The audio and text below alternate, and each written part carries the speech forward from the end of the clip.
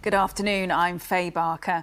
Novak Djokovic has left Australia after losing his legal battle against the government.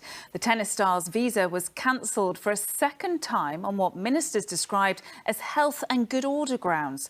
The world number one, who is unvaccinated, says he accepts the ruling but is extremely disappointed.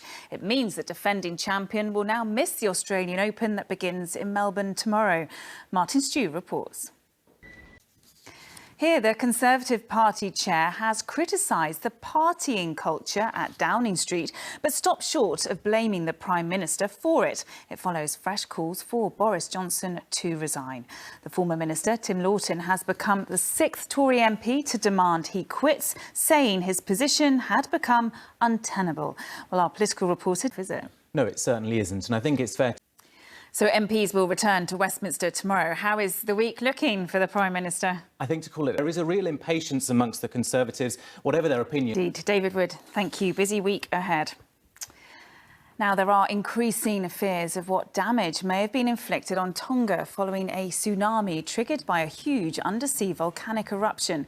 The New Zealand Finally, in cricket, England have lost the fifth and final Ashes test in Australia, succumbing to an embarrassing 5-0 whitewash.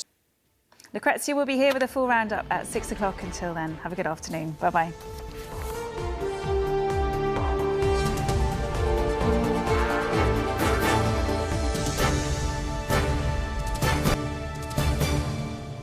Hello, I'm Faye Barker. This is ITV News London. The Chingford MP, Sir Ian Duncan-Smith, has said the government needs to be more brutal with China after a spy infiltrated UK politics. Labour police have released images of 4 men they're searching for following fights between football supporters at a West Ham United match. Dozens of campaigners gathered in Edmonton Green this morning to protest against the construction of a huge incinerator. Now, with 2 London football clubs in action in the Premier League now, let's take a look at today's sport.